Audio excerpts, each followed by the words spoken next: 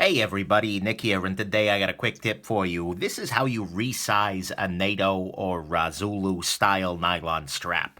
There are many approaches to it, but this one works pretty well and gives good edges. Both of these edges on the end of the straps here are not from the factory. These are post hoc edges done using this exact same method.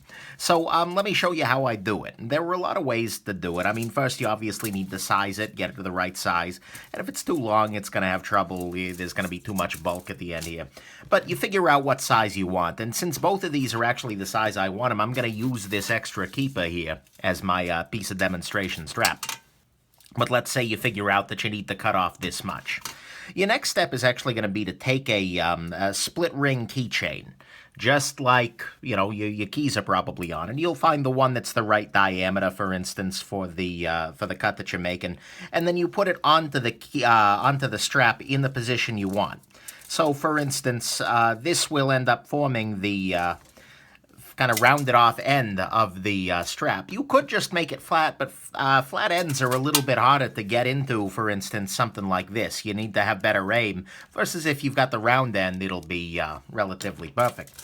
But anyways, get it on there and make sure that both sides are inside the keychain. That just gives it a little bit more purchase, gives it a little bit more, well, just a little more grip.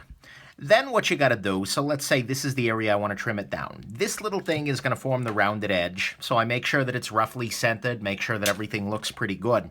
Then what I do is I grab it firmly, and then I take a soldering iron. Of course, you can use scissors or something like that, and then melt the edges, but I like just using the soldering iron because, well, it's pretty straightforward.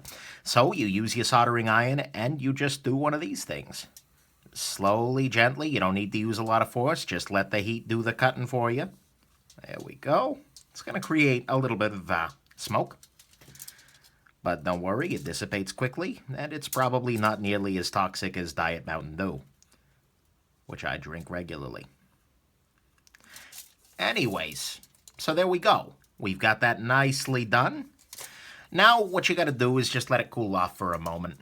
I'm just going to do it that way. Make sure you set your soldering iron down carefully in such a way that the tip is not touching anything you give a damn about. And nothing heat resistant. Or I'm sorry, heat vulnerable, that is. So again, just letting it cool, letting it cool, letting it cool, letting it cool. Make sure it's cool to the touch. Doesn't take very long. Then slide that keyring off. Now you've got some extra gunk schmutz on the end of it here, and it's a relatively sharp edge. So actually what you can do is you can go back to that same soldering iron and use it to just kind of touch up the corners like so. If your soldering iron is hot, or a heated up piece of metal, something along those lines, whatever works. This will actually do a very nice job of cleaning those little burrs up. But anyways, the end result is a watch band that looks pretty damn good. I actually probably could have used a smaller diameter keychain for this particular this particular size band. This keychain is probably a little better suited to a 22 millimeter. But nonetheless, this will not come undone. This has the rounding to it, and it was very, very straightforward and easy. So, hope this was interesting to you, that it helps you in your quest to resize a NATO watch band, and most importantly, that you have yourselves an absolutely wonderful rest of the day, and that you had a good time during this tutorial. Get it? Watch time. All right, bye now.